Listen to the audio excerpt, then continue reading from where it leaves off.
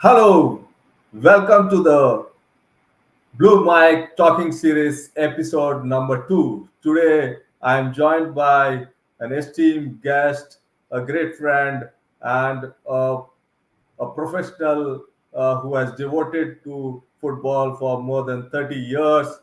He is none other than Ante Isaac, who is the chairman, president, Football Australia. He has been part of global football for more than 30 years, and it is for me a great pleasure to welcome Mr. Ante for this talking series. And he started from the grassroots, and today he is heading Football Australia. It's a inspiring story what Ante has achieved, and he is a true role model how one can work hard and reach to that level. And he will share his inspiring story today.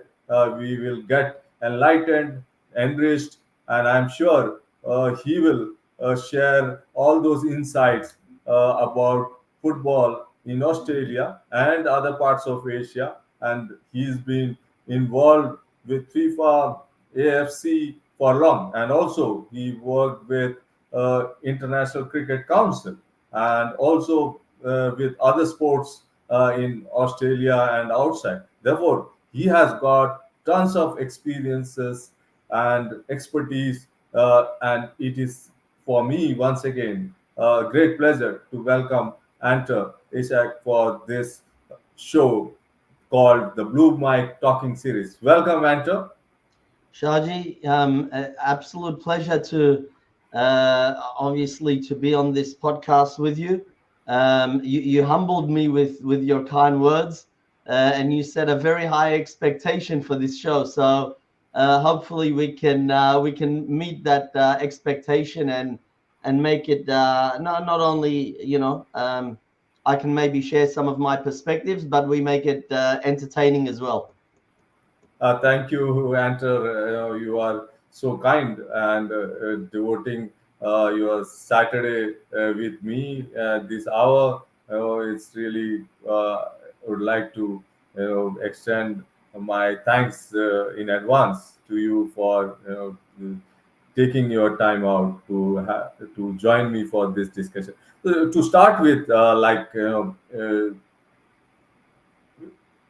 like to ask you like to share your professional journey so far and how difficult, how challenging, and how inspiring it was for you. Considering where you started and where you reached today.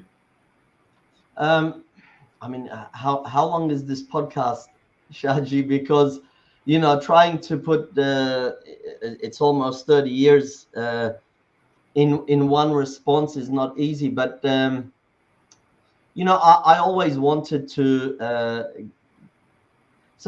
Let me start from the beginning. I guess I always loved business, just general. I love the theory of business. I love the philosophy of business. I've always loved the history of it, probably because of one of my uncles was involved in a lot of businesses, overseas, where my family is originally from. And so I always had an admiration and respect for what he did. And I always loved sport. Growing up in Australia, it's very easy to fall in love with football and cricket and rugby league and so many different sports. Um, and it was only when I was in high school that I kind of discovered, okay, I can actually like intersect the two of these things. And that's kind of what piqued my interest. So I always wanted to work in sport, on the front office side more than anything. So I ended up in university doing a commerce degree, majoring in accounting and a sub major in corporate law. And whilst I was at university, I would do work experience, like volunteer. And I did it at the Federation, right? This is going back to 1990.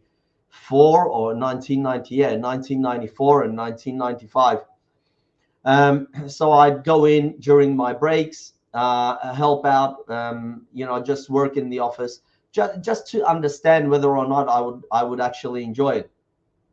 And when I finished university in 1996, I ended up writing a letter and started working at the federation. It was then called Australian Soccer Federation, then Soccer Australia.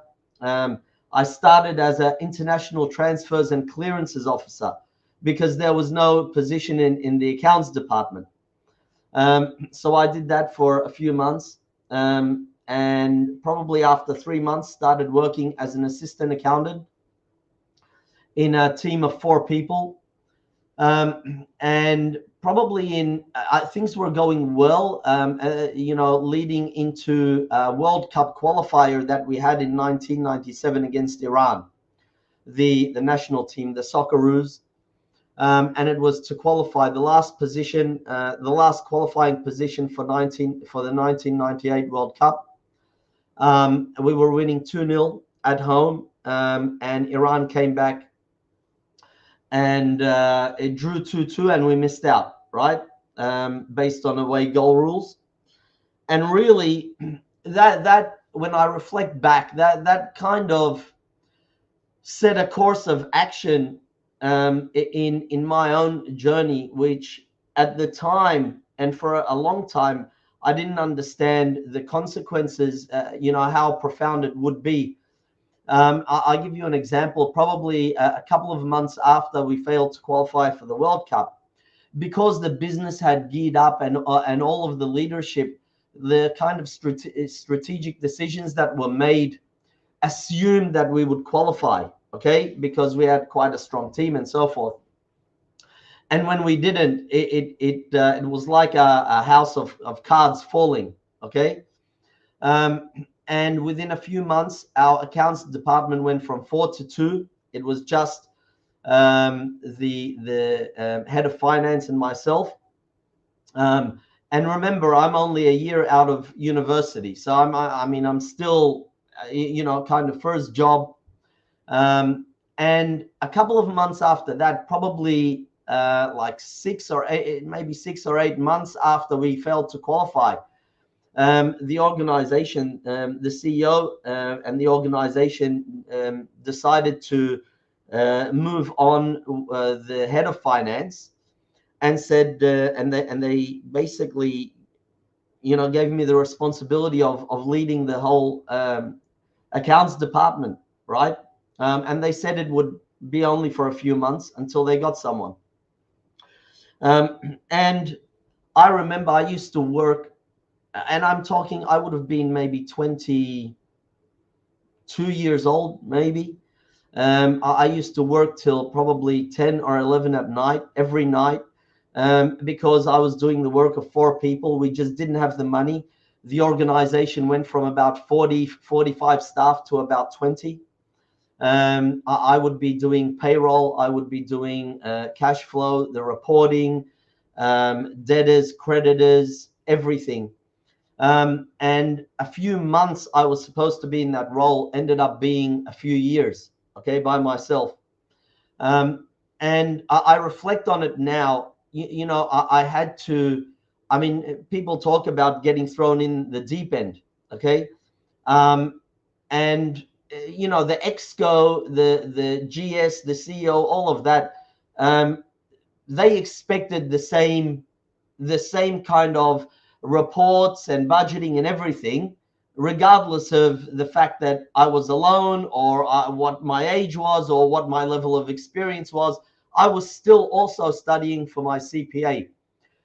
So what happened was I had to kind of create these kind of systems and processes that would help me, right? So I started building this capability, this mindset of what I used to call helping my future self, right? So instead of doing a 12-month budget, I used to do a 4-year budget, rolling budget, okay? Because I know it would save me time later, right? I started doing work papers on a weekly basis because I know it would save me time at the end of the month. So I started building these kind of micro habits, really disciplined, Shaji. And it ended up, the fact that it ended up kind of working for me probably didn't work in my favor, because then it kind of resulted in the leadership saying, why do we need to bring anyone else? That we have someone that's kind of doing what they were doing anyway. The other thing that was really important was, we didn't have any money, and a few times I had to call like creditors and say to them, listen, we're not going to be able to pay you, even staff. I remember on a couple of occasions I had to tell the staff we couldn't pay them, and I went to the GS or the CEO at the time, and I said, listen, can you, like, this is what the situation is, we like literally we have no cash. And he said, you can tell the staff. Okay, so at like 22, 23, I'm telling staff that we can't pay them, and it was hard, Shaji, right? But it threw me like the responsibility that I was given, and the decision making authority. I never took for granted. I always understood the important responsibility. It was really hard, but I reflect on it now, and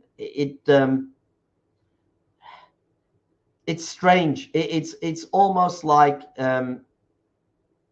it becomes second nature now, right? Because you've been doing it for so long. I was company secretary at the age of 25. So I was taking board minutes at the age of 25.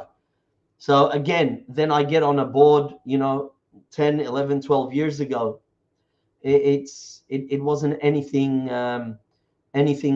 too strange or unfamiliar. You know what it's like working in football. You have to work in different areas. I was also assistant team manager of some of the national teams. The futsal team I had the opportunity to work with on the team management side, as well as being, the ended up being the head of the finance. I was also assistant team manager of the Socceroos in 2006 at the World Cup. So you start building this kind of nexus and understand the impact of decisions from the front office to pitch side and vice versa. And you just get this range and scope of the entire business, that enables me now to, it's a blessing. I get to understand the different aspects of the business quite deeply, and I think I can contribute to them. And yeah, that's kind of where we're at. Sorry for the long-winded response, but yeah, I reflect on my journey a lot, Shaji. Thank you, Enter. It's like the experiences what you had at that age and going through difficult uh, situation, and handling it and learning it from those experiences have definitely given you the mentality and what do you say, the endurance to deal with all the tough situations, and that's how you kind of succeeded in moving up the ladder and getting higher and higher responsibilities. Therefore, when you look back and now where you are, uh, like what is the like transformation you have experienced in football Australia all these years, from difficult to pay to the staff, and now it's like an industry where football is growing very fast, and women's football is the number one women's sport in Australia, and that way, what is that help football to grow this big in Australia, though it is not a number one sport overall. Yeah, and cricket is definitely there, but not the top sport. But Australian football is that where the number one sport is, where maximum commercial revenue and engagement is there. But then, sticking to football, what is that uh, those leaders, those were in your position before last 20 years, they took the decision together with the board and other stakeholders, helped to shape Football Australia and what it is today.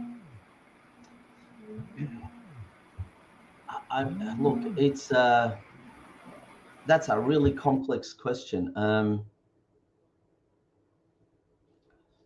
Look, you're right.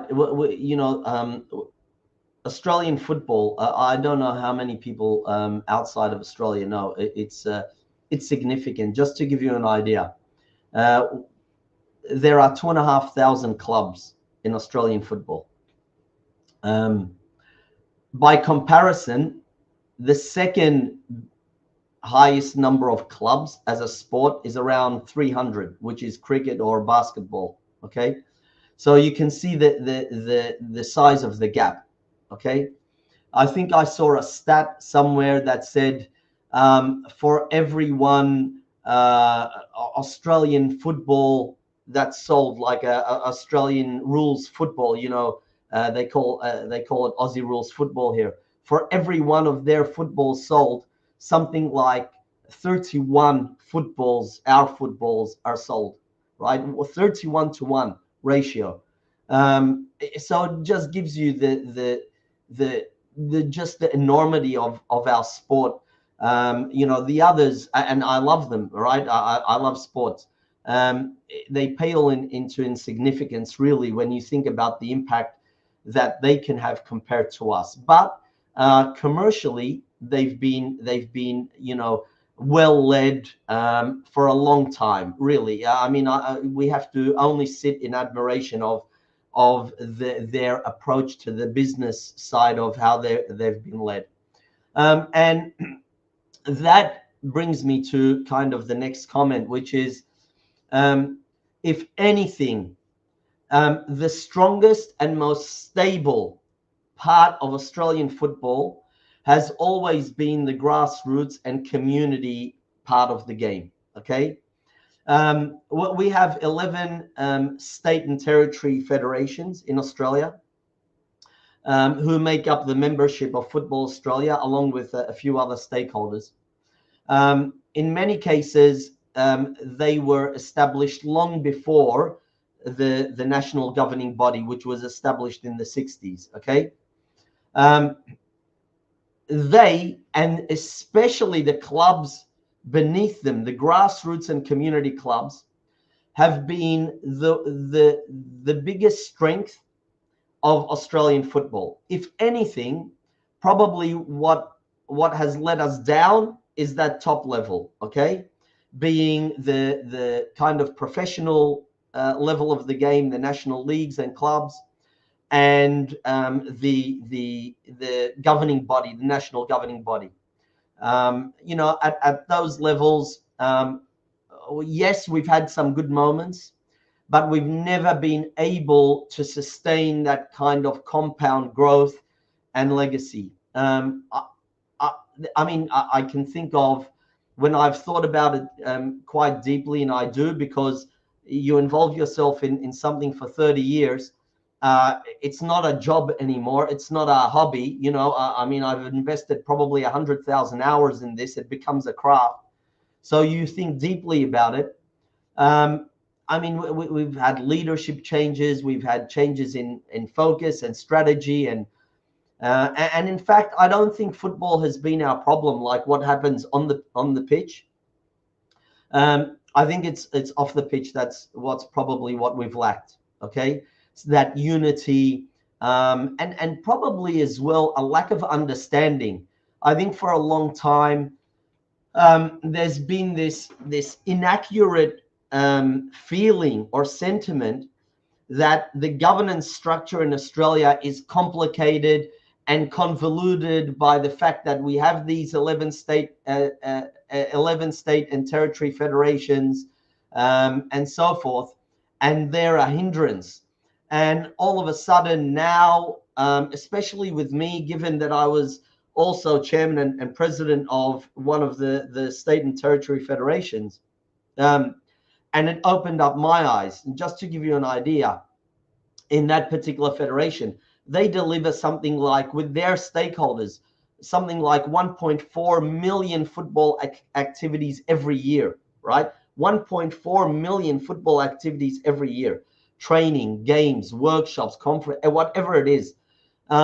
So I began to understand, actually, what we have to do, which we haven't done in the past, is empower our stakeholders, okay? Not try to disempower or disengage them and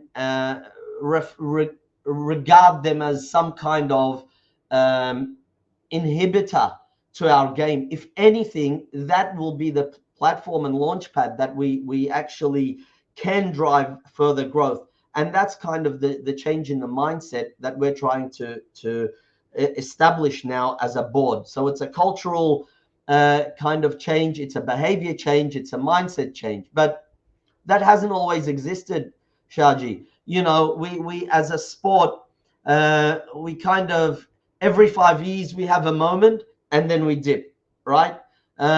We launch the A-League, it goes good, then we dip and lose some clubs.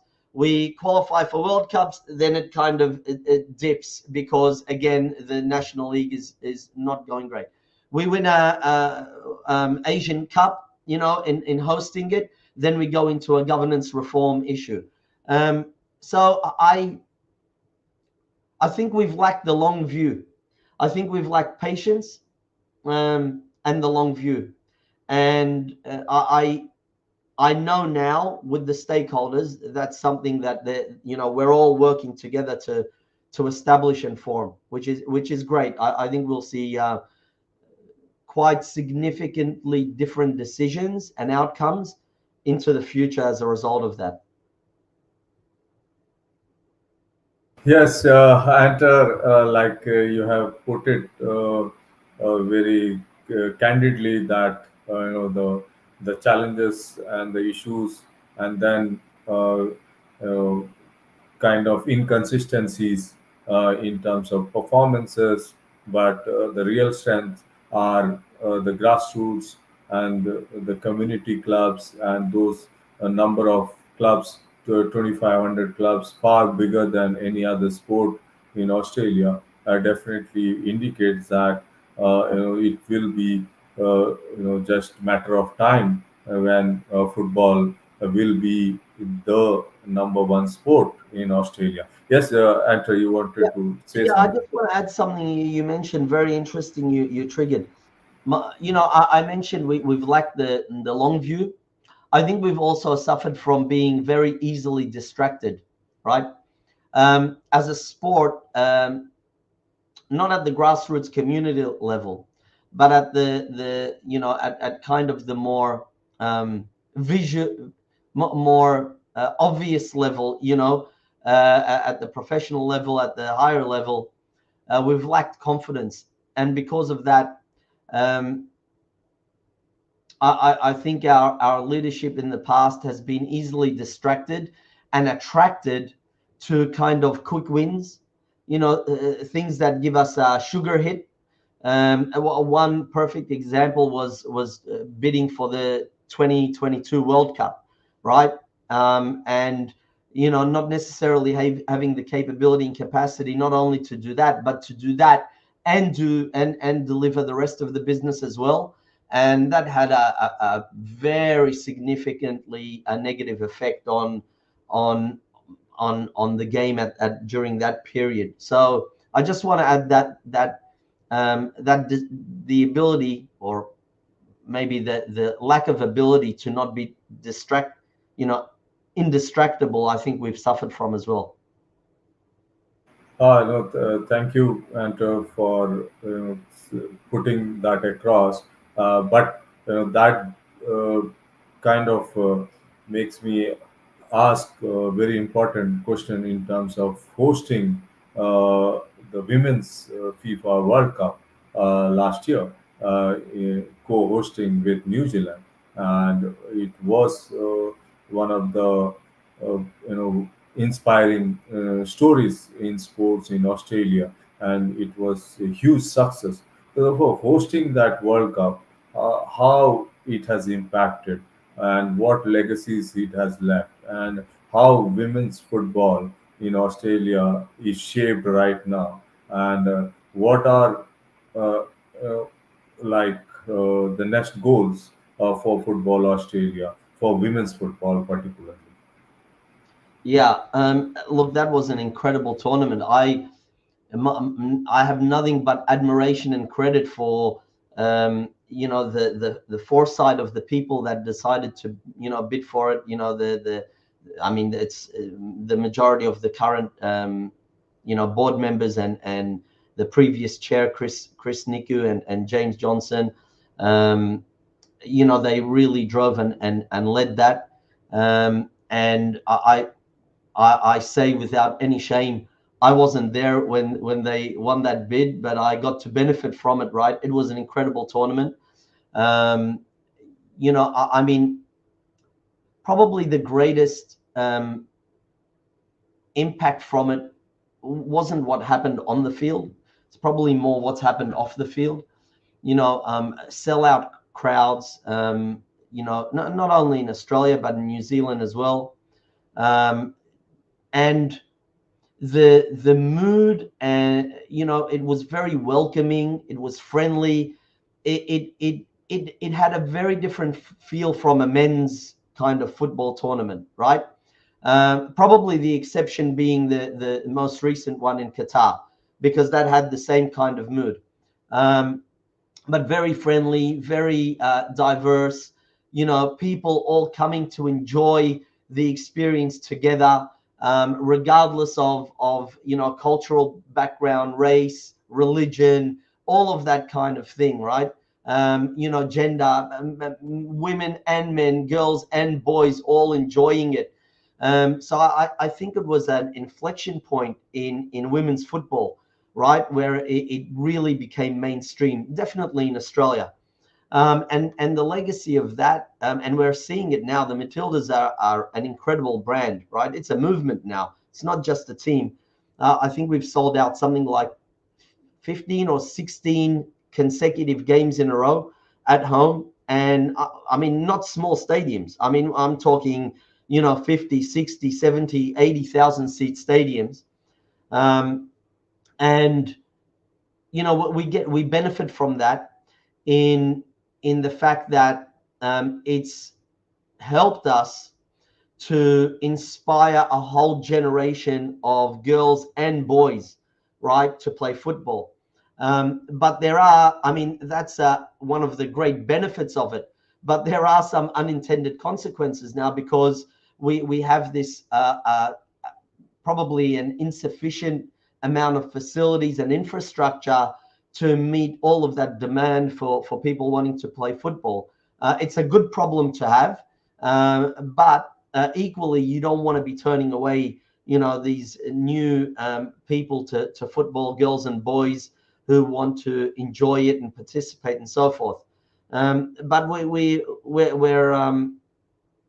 well, I mean, we're blessed by the current situation we have, that's being created by the Women's World Cup in particular, and the work that's gone into investing in the brand of the Matildas, and it's a brand that's been built over what now 30 odd years, 40 years, 50 years, right? So it's something we're very proud of, and very appreciative of all the, especially women, who have invested so much time into women's football when it was a struggle and when it was a challenge. It wasn't always what it is now. And I think it's really important that we sometimes humble ourselves and reflect on and appreciate, the people that dug the well that allows us to now drink from it. Oh, superb! I was also there for the final, and what I could experience is truly magical moment for women's football in Australia, and the environment, the atmosphere was truly electric, and all the stakeholders coming together, and it was like many histories were made by hosting the World Cup there. Just to get a bit deeper on women's football, what is the your competitive structure like when you compare with say Japan or other parts of the world where women's football is very strong? What is the competitive landscape for women's football in Australia?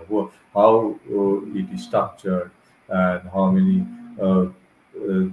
the top leagues, and how many divisions, and what is the professional players numbers, and who manages, and whether the same A League clubs have the women's team, or it is standalone women's team, Mm. women's club in Australia.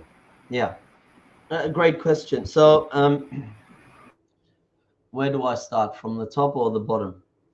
So, I mean, it's very similar to. I mean, both sides of football. Girls and boys at the grassroots level. We have the majority, almost all of them, I'd say, probably all of them now. Um, Grassroots club. Out of the 2,500 clubs we have, I'd say the significant majority, more than 98%, would have both girls and boys teams, and or mixed teams. So that's at the grassroots level. As we approach what we call kind of where we go from kind of community football into a more talent ID and youth space, we call it the National Premier Leagues. Each state and territory has this framework or this pathway, and we have obviously for boys that's been long established, but we also have the girls NPL or National Premier Leagues teams. There's probably less at that level than there are boys teams.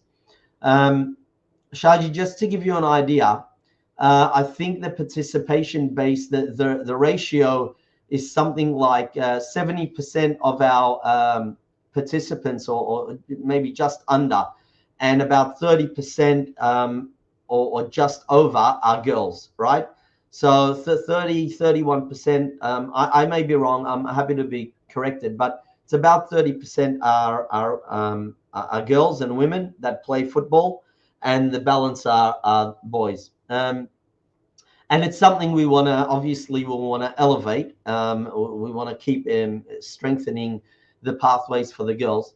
But from there, then it moves into kind of that professional space, which is the A League, right? Now, all of the clubs, I think, other than one, have a women's A League as well. But we also have one standalone club, which is Canberra, right? And that's been a long-established club. I mean, it's been a champion and pioneer of women's football at that elite level for a long time. So that's kind of the structure, in a simplified way. Now, in terms of most of the players that play in the Matildas, the vast majority of them are playing overseas. Obviously we have Steph Catley at Arsenal, Caitlin Ford, Hayley Rasso, Sam Kerr, Chelsea. Mackenzie Arnold now has moved to the US. So most of our kind of leading players, Mary Fowler at City, Manchester City, most of them are playing overseas, which is not too dissimilar to our men's team, our Socceroos team. And quite frankly, that's part of our pathway. It has to be, right? We have to send our more talented players overseas, because unfortunately, the highest level of football in Australia doesn't quite offer the level of intensity, the quantum of matches, the kind of environment or ecosystem we need for our national teams to be competitive in an international footballing ecosystem, especially when we see the level of investment that our peers, our sisters and brothers in Asia, the amount of investment that's happening across Asia, forces us to kind of elevate what we're doing as well. Yes, the players from Australia, majority of them are playing overseas and in the top leagues, and that is where the national team is competitive and it is growing. So sticking to the player part, I would like to ask you how strong is the player development pathway in Australia, and who are those key players who are part of the elite player development process in Australia? Sorry, can you repeat the second part of the question, Shaj? Like, who are the key stakeholders who are teaming up to produce, develop elite players in Australia? Um, Look, I'll answer the first part of the question first. The pathway that we have is quite strong. Like it's a quite defined, well, a long established framework. And we're blessed that we have so many people so passionate about the game. Former players, former coaches, and there's obviously it's football. You can imagine there's so many perspectives on what works well, what doesn't work well, and so forth. But we've got a very large base, as I've mentioned before, of players, and everyone plays a role, right, in the development of players, in shaping athletes, coaches, referees, everything. It all starts at the grassroots level, where it's more kind of whilst it's more about the experience and participation, it's still structured, right? We have these kind of curriculum that even break down at the entry level of players, an understanding of technique, basic technique, and then moving into the more positional, then tactical, and so forth, which is typical what you'll find in most places. So everyone plays a role before they get to the A-League, because a lot of the A-League clubs don't actually, up until recently, they didn't go all the way down to those junior levels, right? They were all started with a senior team and then kind of worked backwards, if you can think of that. It wasn't like it was a grassroots club, that kind of traditional or typical evolution of clubs that we've seen overseas. They start at a grassroots level and then they graduate through a promotion relegation system to the top. It didn't work that way in Australia, especially with these clubs. So everyone plays a role. Look, Shaji, we develop good players. We develop good athletes. I think the sentiment about that is quite aligned, and everyone agrees on that. Our challenge now is to keep up to pace with what's happening overseas. How do we create, the kind of players that can excel in any environment, in any situation, right? Through whether it's through improving the intensity of the competition, through the number of games that we're playing. How do we improve the football IQ of our players and coaches, right? So that all of a sudden we're improving our situational awareness during the game. So we're making the right decisions, because you and I, we've discussed this in the past. Like the margins are so fine, right? It's literally a moment, a second in a game that shifts entirely, the pattern of play. So how do you create players that are consistently making the right decision on the field, right? And then compounding them where it becomes a team performance rather than just, individual players making those kind of impacts. And it's something we're working on. We're creating and investing in talent development systems. We're constantly working with clubs. But I'd be lying if I said to you it's perfect. I think it's a work in progress. And especially in the women's side of the game, right? It's probably something we've neglected for a long time. And we need to invest especially more effort and time in that as well. On the youth side, just to go a bit deeper in terms of the competitive landscape, and you have 11 provincial and territorial associations, and you previously been the president of New South Wales Football Association as well. Therefore, how the youth league is structured, whether the provinces run their own league and Football Australia operates at the top, or at what age you bring about the elite competitive structure in terms of the age group, and whether it exists for both men and women, or it is still underdeveloped for the women. But some provinces, the youth competitions are well defined, well structured, but other provinces have to do a lot of catch up. Yeah. If you can throw light, because why I'm Yeah. interested to know, because Australia is big geographically in size, travel distances are far off from each cities, each provinces, and there is some similarity for India, and where in Indian football structure, the youth leagues are still not that structured and still far away from that competitive environment, or what the elite youth should get a minimum number of games of that competitive level. So therefore, it will be of great interest for India as well to know how your youth league is structured, both at the provincial level and at the national level.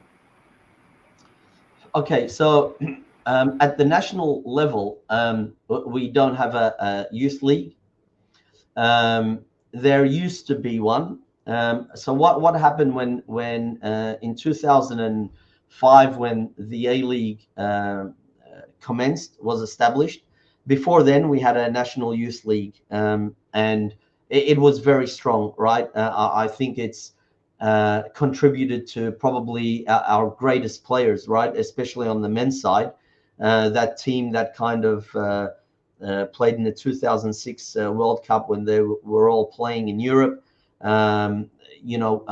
benefited from that system. But since then, the youth structure has been very much, or we've very much relied on and depended on each of the state and territory federations. And I'll give you an example from the environment I was most familiar with in New South Wales. And in New South Wales is I mean, it's the largest by size. So I'm giving you probably the extreme case. Currently, the National Premier League system, it's called National Premier League, but I need you to know that in each state, it's called the National Premier League. So New South Wales National Premier League, South Australia National Premier League, NPL, Queensland NPL, Victoria NPL, etc. And the thinking is that this is a national system, but logistically and for movement, etc., it's better to run the competitions in those states and territories, or I mean, in the case of India, it would be the provinces, right? And in New South Wales, we have at the moment three divisions, okay, of 16 teams each. And what happens is each of those teams have a youth.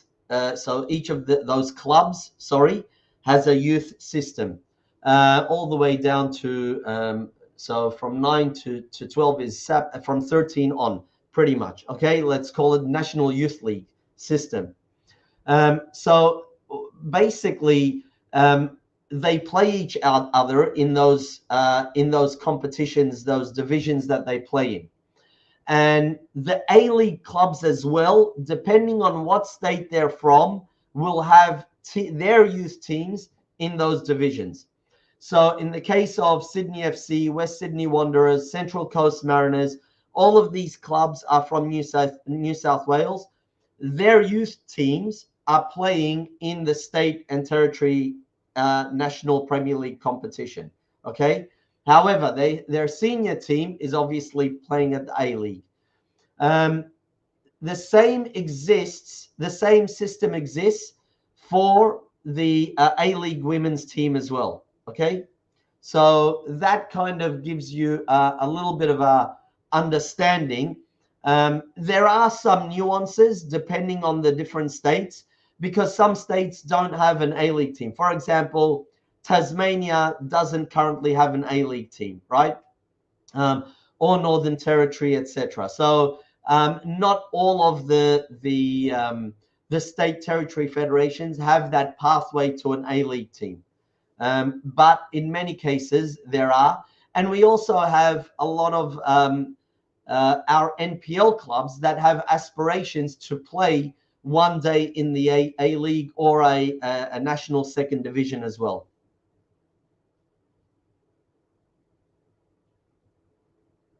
Yes, yeah, brilliant, and that very much signifies like why it is so structured, and but important thing is uh, the league is able to produce players, and Australia is consistently is able to attract global clubs to sign Australians for their club in Europe and other parts of Asia.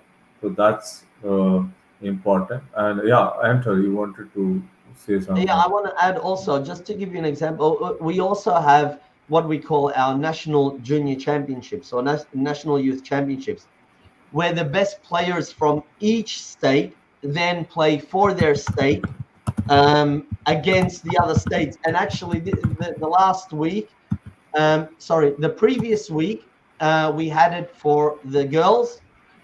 So it's from like 13, 14, 15, 16. And in the last week, we've been having it for the boys. And our national youth coaches are also going there. So that's kind of a second mechanism for helping us identify the emerging talent potentially for national youth teams. Sorry, Shaji, I just wanted to mention that. Yeah. No, that's brilliant. Therefore, the best players are able to represent their state and territories where they will be again scouted when they play at the national junior championships, which is again something happens in India. But yeah, the number of games are less in India anyway, because at the provincial state level still the leagues are not that strong enough. Then now moving to bit extending your background is not restricted was not restricted to Australia itself. You've been part of Oceania football, Asian football, and also outside Asia also you work. But when you compare the challenges what you are going through in Australia, and based on your experiences in Asia, Oceania, or other parts of the world, uh, what is the biggest challenge you think uh, you have in Australia compared to say those fast developing or fast uh, where football is where it's number one sport, and their national team is doing well and the structure is strong, and you think that there are challenges which you have to meet uh, in short term to remain competitive and to grow the game and take it to a number one level. Um, yeah, I think everyone has challenges, especially in our, the world as it is now. Like, it's changing faster than anyone can keep up to pace with it, right? Um, I think that the difference between uh, the nations that are kind of automatically always making the kind of the quarterfinals and semifinals and always at the top of football, right? Um, they have very well established football culture. They have high expectations, and they have the systems that support and empower individuals and institutions, right? Um, Not only empower, also protect individuals and institutions when they're actually performing, whether it's on and off the pitch. Let me explain that.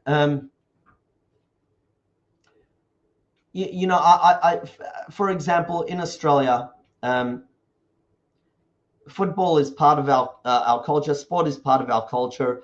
We will always have a kind of a threshold that we will always be kind of competitive in a sporting in a competition, in tournaments, in any kind of sporting environment.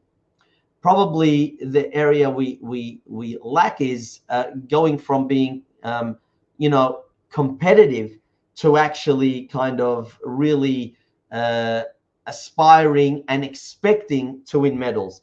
Probably the closest thing we've come to it is this current Matildas team. Where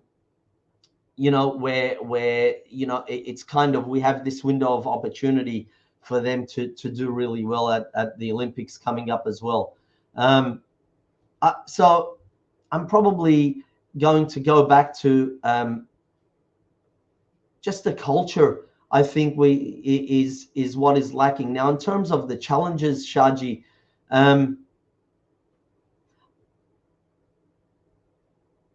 I look. I'm trying to compile collectively the challenge that all of these emerging nations have in football, and probably the biggest challenge is a lack of patience. There's this expectation that because we've invested in football heavily for a year or two or 10, we should expect immediately to be at the top of football. Okay. It doesn't happen that way. I mean, there are countries that have invested, and the culture of football is in their DNA, ingrained. Okay. And they haven't won anything meaningful for 50 years, 60 years, 70 years. Right. And I think the difference with them is they don't give up. They just continue improving. And for us, we will invest. We'll have a strategy. I can tell you, I've seen it. I've observed it here in Australia. And within 2 or 3 years, we abandon that strategy and start to create a new one. And I think it's not my philosophy. I can't speak for why people have done that in the past, but I see the same right throughout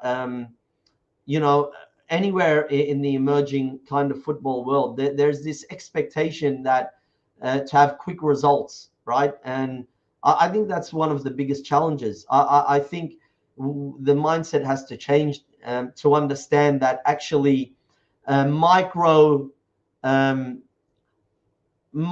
investments compounded over a long time will help establish that kind of level of exceptionalism that we're all trying to achieve.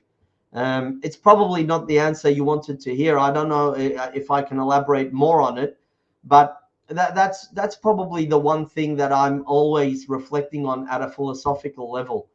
We just expect quick wins, sure, with this kind of short-term thinking.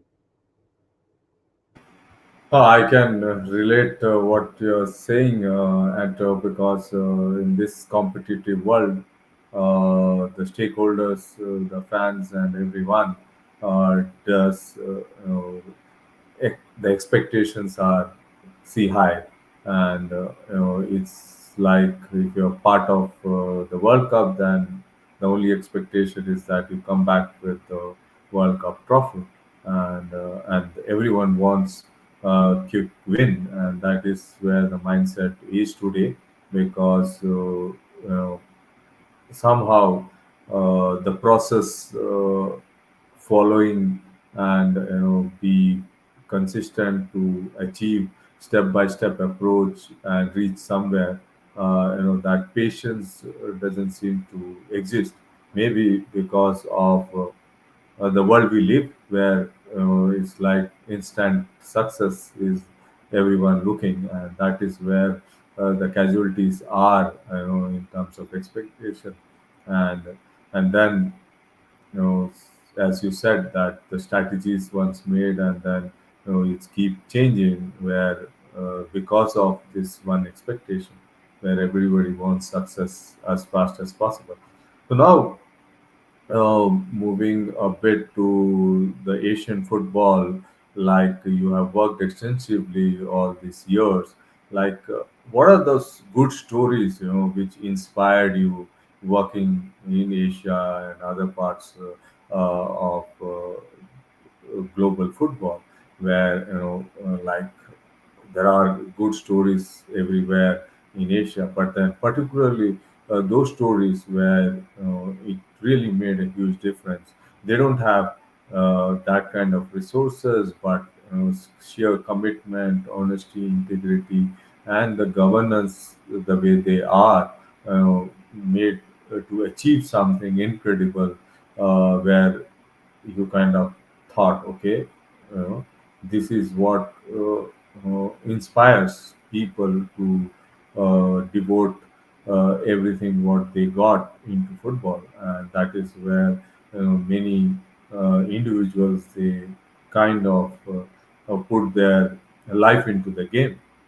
And if you would like to share a few of those inspiring stories, which has really not only inspired you, but you have always thinking and talking about those stories, especially from your experiences.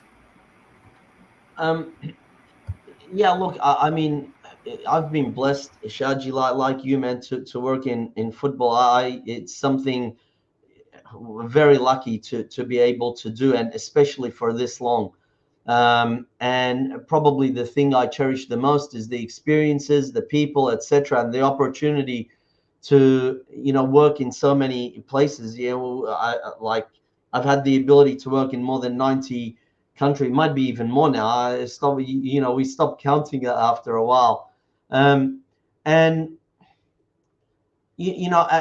the one thing that really I get quite emotional about, and really hopeful and enthusiastic about in Asian football is um, the appetite to constantly want to improve, right?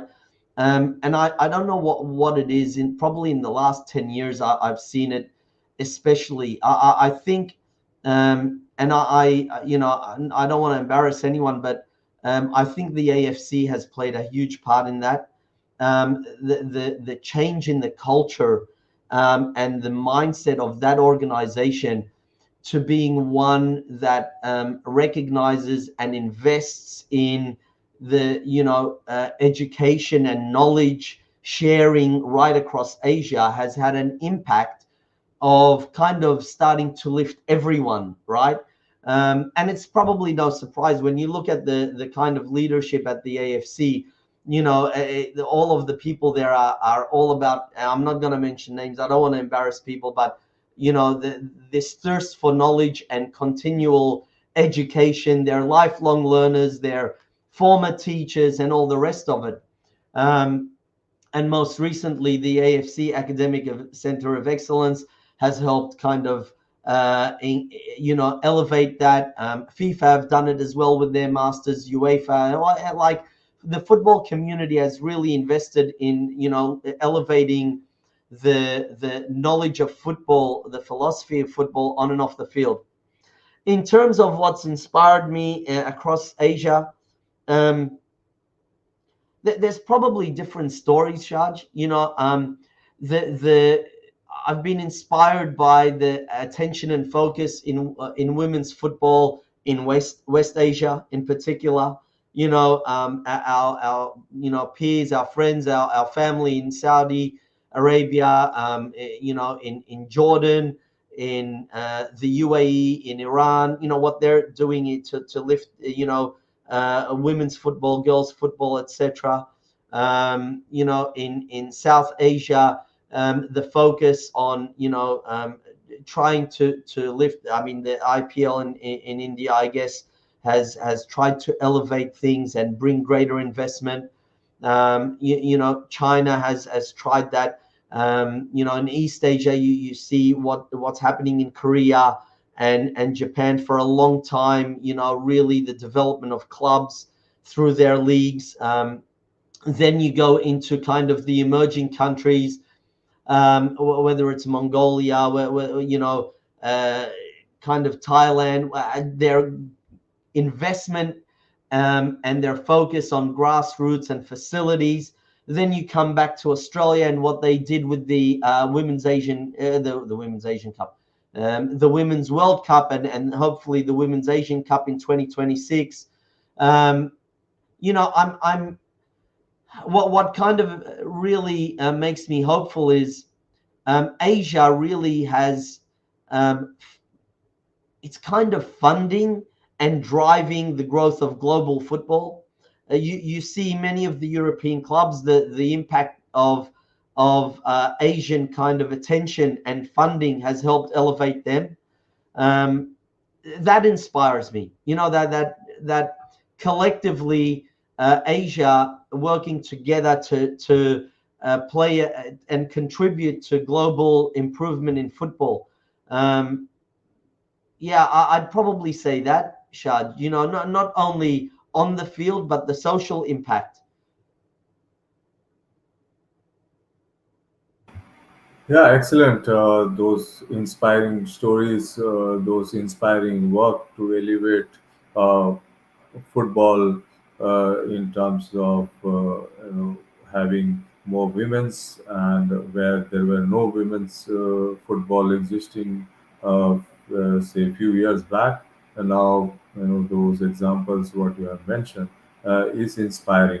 And then many projects which takes place which are not under the eyes of big media or top of the town, but those are real hard work, real impactful work. Many of the organizations they do across Asia, which continue to lift and add value to the game and impacting the game in many ways. Yes, Anton, please go ahead. Yeah, I just want to say, Shaj, I'm probably most inspired by um, the enthusiasm to keep improving right across Asian football, right? And that brings us probably to the whole theory and philosophy of continuous improvement, right? That kind of triggers everything. That everyone is kind of looking at how they can improve. That's probably for me in this stage of my career and journey. That's what makes me probably the most hopeful, about what Asian football will become. No, exactly. See, there is that mindset to consistently work on all aspects to improve and give value to the citizens of their country and hosting big events and also trying to produce those level of talents, and that's where we witnessed last Asia Cup in Qatar how Asian standards have gone up and the gaps are narrowing among the countries, and that is because of this mindset to create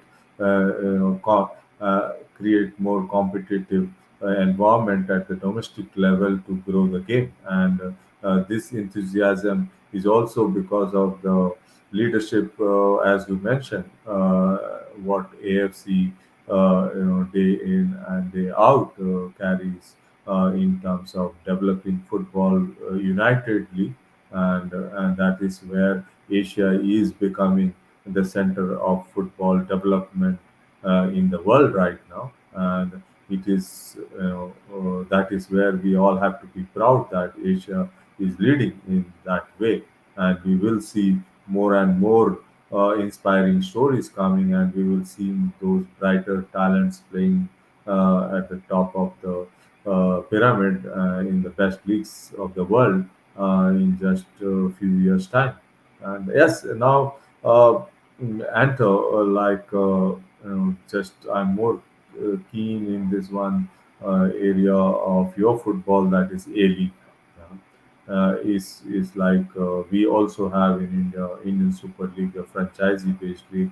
Like how it is shaping a league, and what are those typical issues which you are facing, and then the promotion relegation aspect, where there is a kind of a divide between your second tier league and the top tier, and how you are able to uh, deal with this challenge as one of the biggest challenge you have in Australia, based on what I read, what I hear, which is coming out of Australia, that A-League clubs are also struggling in terms of the sustainability and also attracting uh, the fans into the stadium in that number.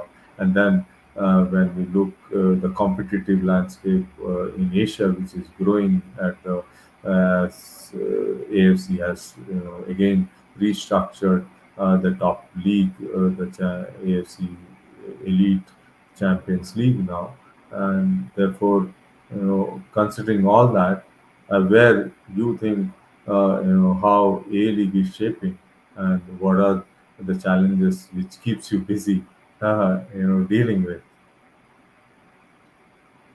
Thank you, Shaji, for this difficult question. Look, um, at the A League. So I probably have to give some context to this question. Um, Australian football is probably going through a bit of a detox. Let's call it, okay. Let's call it an institutional detox. We had a significant governance reform issue in 2018. As a result, there were some significant changes through that process, and we probably still haven't completely settled in terms of what everyone's role and responsibility in that new framework is, right? Because we expanded the kind of the Congress members to include the A-League clubs, and we amended slightly the voting structure and everything else. One of the consequences of that was that it was decided, and let me be clear, this kind of, I use that word, the detox, was something all of the stakeholders wanted. Okay, we wanted to kind of shift our culture. We wanted to create this environment and ecosystem where actually we empower one another and work to collaborate and cooperate with one another to lift the game, right? Rather than this, what was slowly becoming this kind of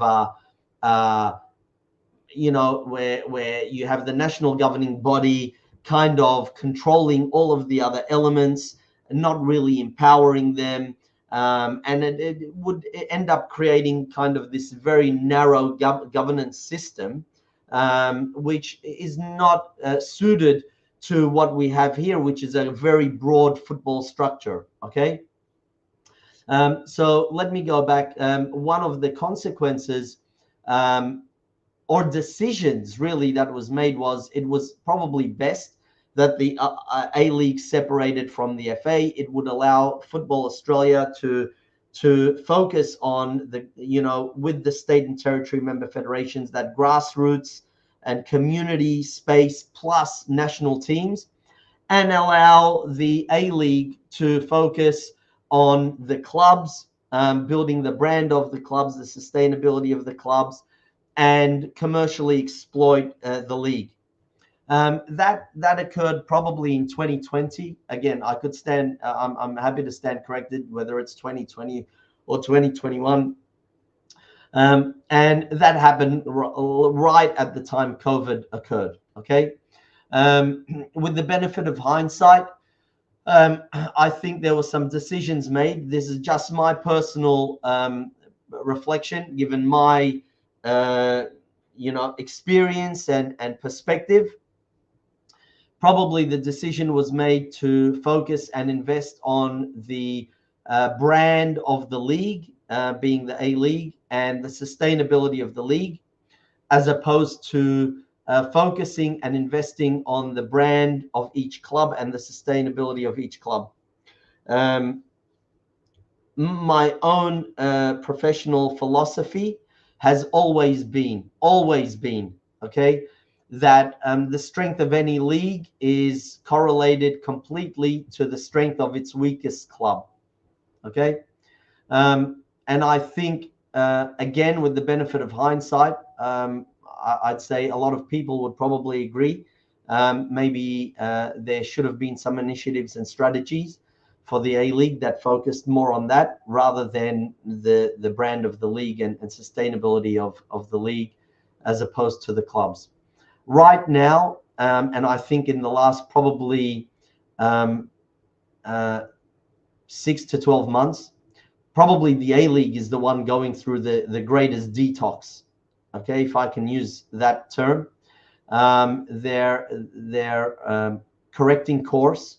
They're right sizing, they're recalibrating their focus, and that gives me some comfort. And the FA, I mean, we've all got work to do. That will never stop, right? I mean, because we're trying to shift our mindset and culture in Australian football to one of continuous improvement, and that's a philosophy that has no rest. Right. I mean, that philosophy means that every day we strive to be better than the previous day.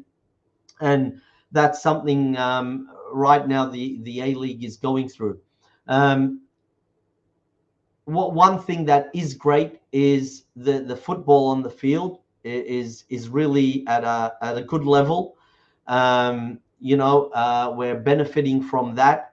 The fans are engaged. And we had the Central Coast Mariners winning the AFC Cup. So we have a good relationship with the leadership of the A-League. I think that's really important. Where I know James and his leadership team are speaking with them on a daily basis. I'm speaking with my peer in Stephen Conroy on a weekly basis. We have a good relationship, but it's not without its challenges. But I think there's definitely, I think we're heading in the right direction. The other thing that we're working on is a national second division. We've been working on this for a while with some interesting, with some interested clubs, and this is a long-term. This is part of our long-term ambition and view and vision for the game. Is that we will one day have that national second division. We've been working on it for a few years now. We're definitely closer than we were 10 years ago. It could be, 12 months away. It depends. We just need to kind of fine tune what that looks like, because I'm going to circle back to what I said before. It has to be sustainable for the clubs. I think that's one of the greatest learnings we've taken, not only from our own football here, whether it's the previous National Soccer League, whether it's the A League, whether it's what's happened overseas, whether it's in China, the IPL, anywhere else. The strength of any competition or league is correlated to the weakest club, not the strongest club, the weakest club. Okay. We have this philosophy, the smallest hole will sink the biggest ship. And that's something where we're kind of really focusing all our energy and attention on, right? How do we make the weakest club stronger? And then that's something that we believe at FA.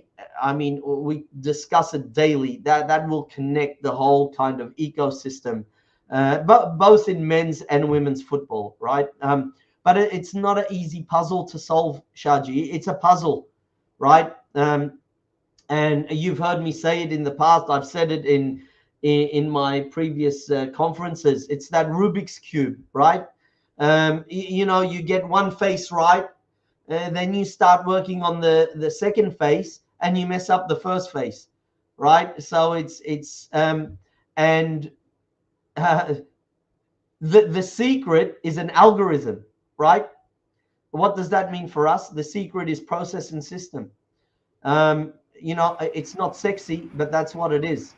And once we understand that, and we establish those defined processes and systems in football, which for some reason we're so resistant to. Once we accept that, it makes everything a lot easier. Really, it does. Oh, absolutely. I wish you good luck, and also to your team all the best. I'm sure all the solutions for the issues and the problems, or basically, I won't say the problems, to elevate the league and to reach to that level where competitively and commercially, and more importantly the sustainability, and where the weaker clubs, there are no weaker clubs, as what you rightly said, that all the clubs in the league will be of the same level, and that is where the predictability will diminish, and the competitiveness will grow, and that is where the A League will command greater value, and there you will have a competitive advantage compared to other sport, where the predictability diminishes. You have more opportunity to grow the brand A League, and same, you will be succeeded in starting in the national second division, which is of great importance again to have a very strong competitive league structure. And I wish you all the good luck. Now, you have spoken about the governance side, but I would like to stretch it based on your experiences, like leadership and governance, is where any organization, whether it is football or it is corporate industry or any sport, is kind of gives that authenticity, and also the belief and the trust to everyone in the structure, and that the sport will definitely grow, and that where it commands greater respect towards the leadership, towards the people who are part of the organization, and across the structure. So, what is that?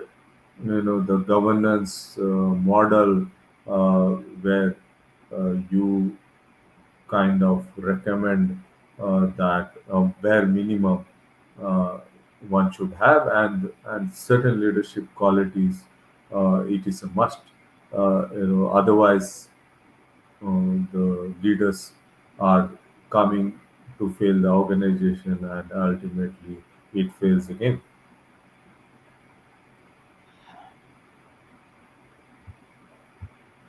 I mean, when you asked about governance, you meant governance at an institutional level? Yes, exactly, at the institutional level. Yeah.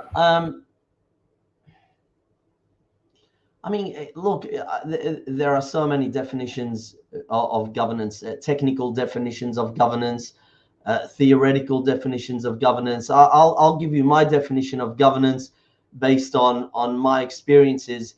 Um, you know, the intention of governance is to safeguard the entity, its assets, its brand and reputation, and the people within it. Right. That for me is kind of what should be the intention of governance. We complicate it, right, in many cases. But ultimately, that should be the role of any governance. And once any leader in business, in football, understands that's the role of governance, I think it helps to clarify things. It's not meant to complicate what we do. It's kind of meant to be the safety net. We talk about financial governance, for example. Well, this is meant to be a kind of a safety net to ensure that we protect the assets of the organization. We talk about regulations and the regulatory framework of governance. It's meant to protect the reputation of our competitions, of our organization, of the people. Not only their well-being, but their safety, everything, right? That for me is the intention of governance. So I think um, if we understand that governance, the intention of governance at the most primitive level is to safeguard the institution, the entity, its assets, its reputation and its people. That is a tick, and any leader should understand that as a core kind of principle. In terms of, I think the second question, Shaji, just can you repeat it? It was about the leadership, and you mentioned something about their approach and failure. Or can you No, repeat? I meant was that what are the bare minimum qualities a football leader should have to govern the institution and the game, uh, and also to safeguard the institution, and to get and command the respect of the stakeholders. Like, we cannot get people who are exceptional leader on the day one, but on the day one, what you would like to see bare minimum, where uh, the leader truly tricks in those bare minimum, and that is where one starts.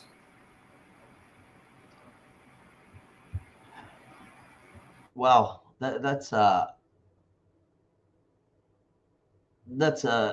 complex question. Multi-layered. Like I'm thinking about situations, and if I could answer that properly, I would be impressed.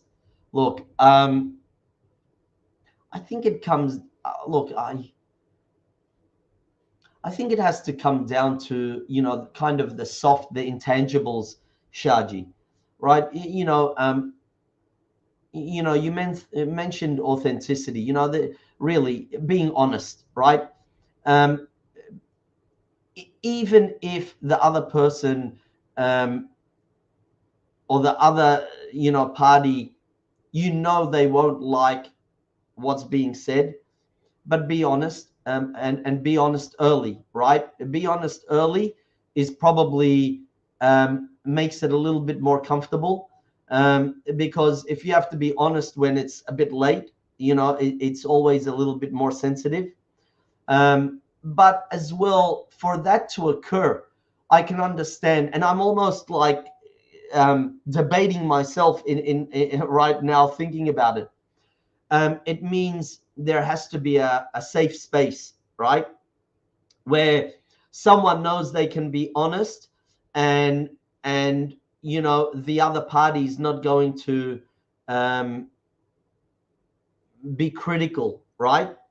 I was very blessed early in my own professional journey. The people I worked with, and they've been incredible mentors to this day. Like I you know again, I'm not going to mention names because they um, they're fortunately, they're still with us by God's grace, and they still interested in football. I still speak with them. Some of them are still involved in football. Some of them are at AFC, whatever it is. The mentors I have, they've always created the safe space for me that I could be honest. And I think as a leader, you've got to create that. Like that has to be the first thing. It doesn't mean you don't have awkward conversations, right? But it requires, as leaders, to say to people, you know what, we're going to work on being able and being comfortable having awkward conversations. Okay. um, be honest with me, right? And I think that creates, from both sides, vulnerability. And my own personal view is vulnerability is the fastest way to build trust. Okay. When I can be vulnerable, and I mean, we've known each other for a long time, right? I mean, I've told you things, in private that I wouldn't tell other people, because there's trust. I know you won't take advantage of it. Okay. um, and I think as leaders, if we can create that environment, right, all of a sudden we're creating one of the very necessary building blocks of creating a continuous improvement culture, right? Because what that will create then is the ability that you will one day say to me, Anta, tell me why we did it, whatever it was. Why did we deliver the event this way, right? How can we improve on it next time? In a safe space, it'll get and it will initiate and trigger that kind of discussion, that we start reflecting on it and seeing how we can improve it in future. If the safe space or that environment doesn't exist, people will see that as a criticism, right? Because of insecurities. So how do we break that down to create a culture where we can say, listen, you're not the finished article yet. Even though you may think you're the finished article, you're not. Guess what? Neither am I, right? Okay. I'm working on myself every day. You know this, and I know this about you personally, Shaji. I know you're every day you're learning, right? I know this because of the discussions we've had. I know your level of exceptionalism. Okay. I know the way you look at things. It's one of the things I personally admire, and I'm constantly inspired in you, right? I'm telling you this, and now whoever's watching, right? Um, guess what? I'm the same. Guess what? That's why what I admire and I'm most inspired by in other people. I can't tell you how good it makes me feel when one of our staff, whether it's in or like in my own company, or in FA, or in one of the stakeholders, when I hear that, what, they deconstructed something that we've been doing for a long time, and they're looking at how they can improve it. It's unbelievable. I mean, that for me is what I think, on my journey, the leaders that I was blessed to have loved about me. I would constantly come back and say, listen, we've been doing it this way for a long time. I don't know why. I think we can do it better. Okay. And no doubt that had an impact of them entrusting me with more responsibility. What I absolutely can't stand, and the one way to get me offside is when someone says, why, this is how we do it, this is why we've been doing it like this for years, why should we change it? I mean, that for me, I'm gonna, you know what, I haven't used that term detox before, right? But I tell you, that will be the way I detox, you know, any kind of environment around me when I hear that kind of talk and discussion. Okay, um, and I think we've just created a new term, you and I, with detox, right? And that's what that as leaders we have to create that environment that people feel comfortable in constantly improving themselves. All of the micro habits and behaviors, right, that we do, the processes, the systems, define them, right? That's another thing as leaders. I mean, you and I, we've done this a few times. We go and do these organizational assessments, right? We have like literally 5 days to do an organizational assessment. I don't know how many times we've done, more than 100 times.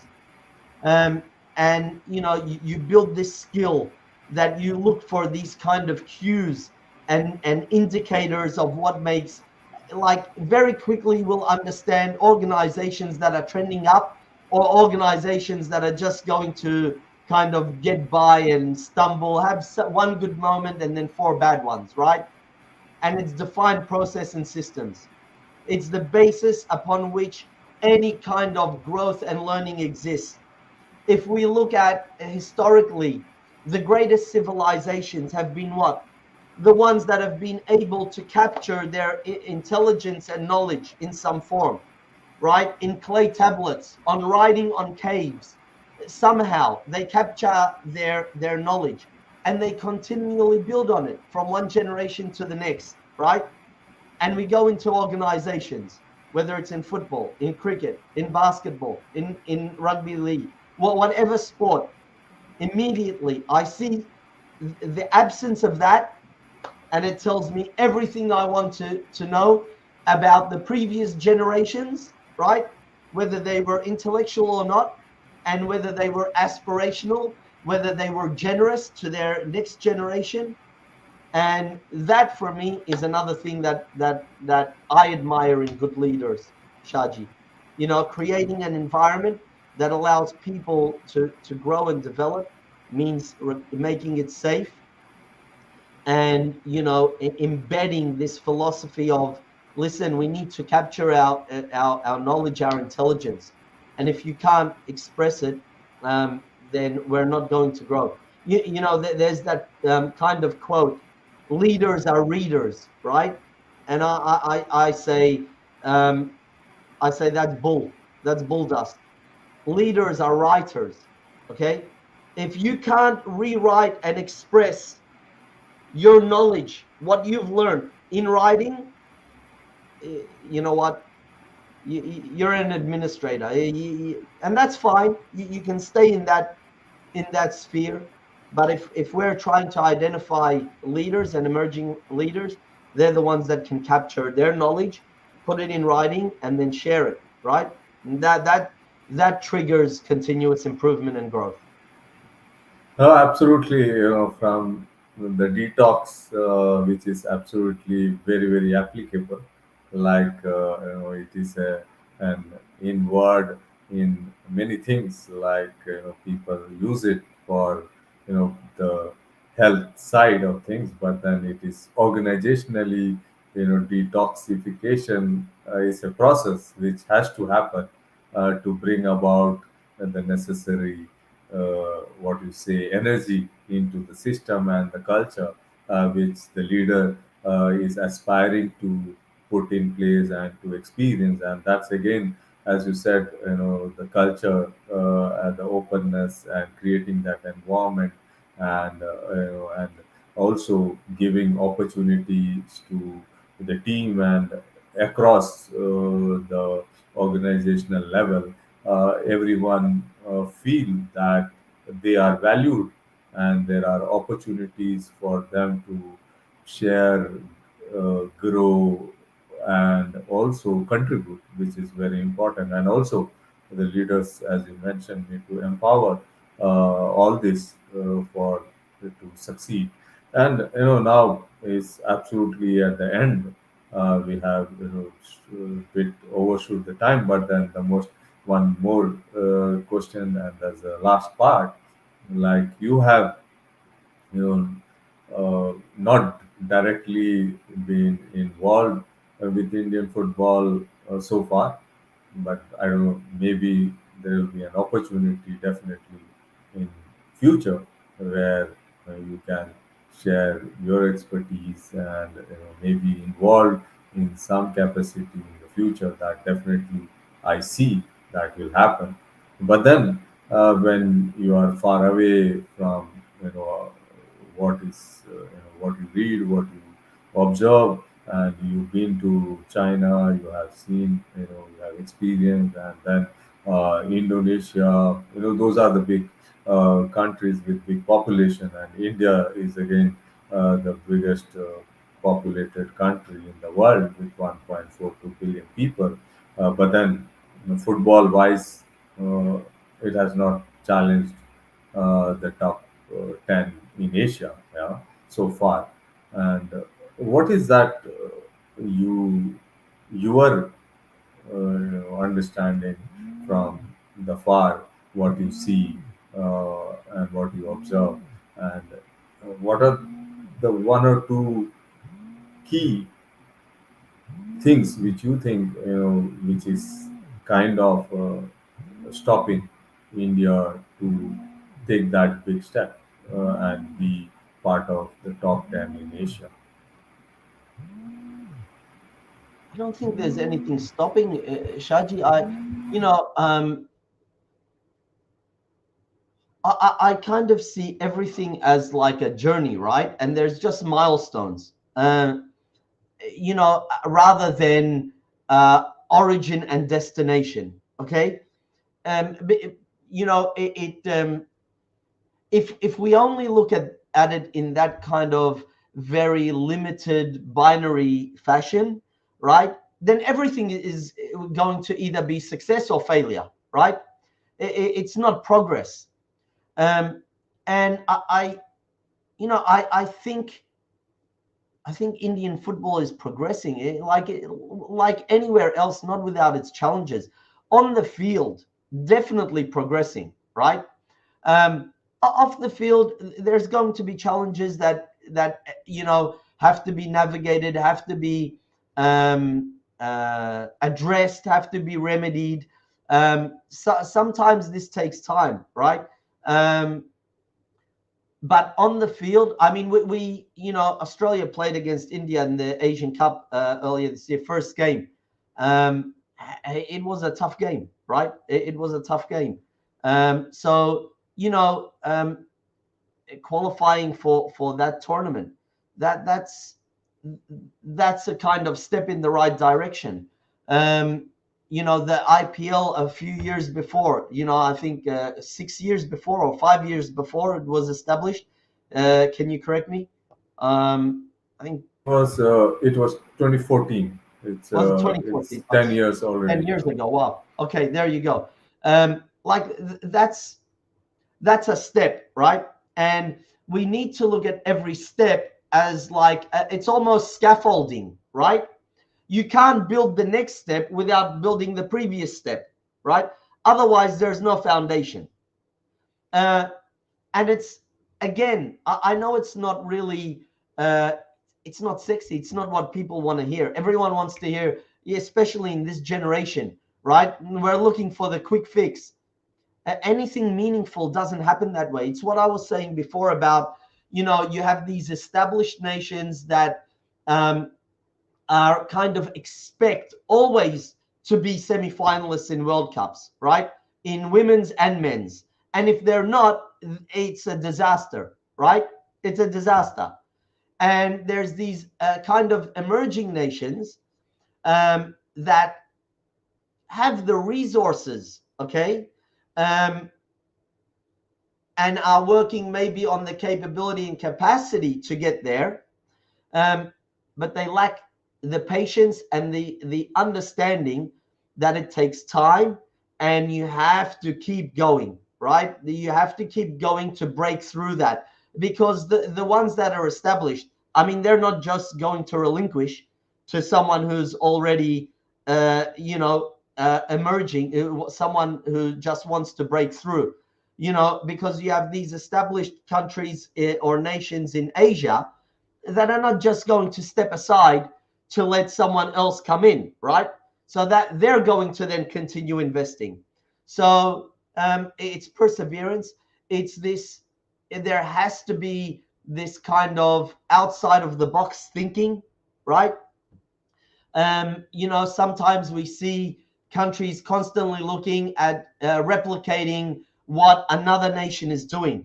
That's not the answer. Sometimes we have to look at the nuances for each and every one of us, um, and try and break through on that level. So, in respect to your question about India, I think look at it as a journey. Have the milestones that you want to keep achieving, and it has to be looked at in not just as one journey. There are probably work streams, right? There's a governance work stream that you need to keep working on. There's a football development work stream. There's a football performance work stream. There's a commercialization of football work stream. There's the IPL and league level work stream. And each one is probably at a different level of maturity, right? The one that always gets the investment and focus because it's public and it's visual and it attracts the greatest criticism is probably national team, right? And that professional level. The one that probably doesn't get the level of attention it needs because it's so important, because of what we said before, are things like governance and admin and so forth, right? And actually, that's where the Achilles heel is sometimes, right? And it drags everything down. So I think in terms of the on-field stuff, I think you're part of a journey. Actually, on all of it, you're part of a journey. And as you invest time and effort, you'll see the results of it. But yeah, it's the challenges India has is probably not dissimilar to the challenges that maybe Australia had 10, 15 years ago, or 20 years ago. So I think there's learning from each other. But I think you should be very excited about the pathway of the engagement and attention in Indian football. But there are probably some areas that need more attention. And I mean, Shaji, I've known you for a long time, and no doubt you'll play a significant role in that in the future. Absolutely, Enter. Thank you for giving that big hope for football in India. As you have observed, it is progressing. Yeah, and at the same time, it's challenging, and as there are many parts to the game, and many parts to the development of the game, and many parts to the you know, or the governance aspect and the structure system, the people and the stakeholders, everyone plays an important role. And definitely, there are things which are working well, there are things which will work well, and the whole system will definitely improve and work to its optimum to challenge the best in Asia to in the coming years. And yeah, now it's time here to say a big thank you to you, Anta, for sparing this valuable time and sharing all the insights and your experiences and all those inspiring things what you have shared. And I'm sure all those who will be listening, who have been listening to this conversation, I'm sure will get enriched and will get motivated to be like an Ant himself, or where what Enter has achieved is incredible, and he will achieve more and more going forward. I wish you good luck, Enter, and looking forward to meeting you soon, sometime in near future, and have a blessed time ahead, and wish you all the best in all your projects and uh, you know, initiatives what all you are taking to grow the game, and not only in Australia but also influencing other parts of Asia and the world. And I wish you all the good luck once again. Thank you for spending time, and it's been a great pleasure for me to host you for this conversation, an important one, and I got enriched. Thank you.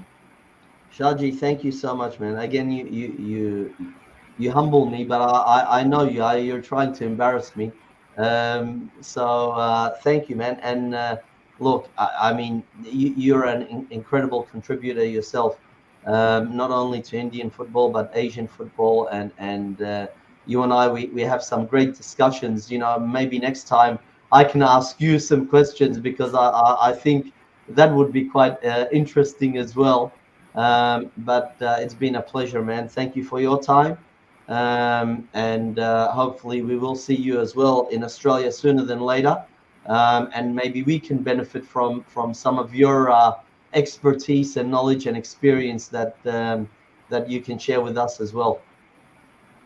Thank you, Anta, for your kind words. Looking forward to meeting you, and stay blessed.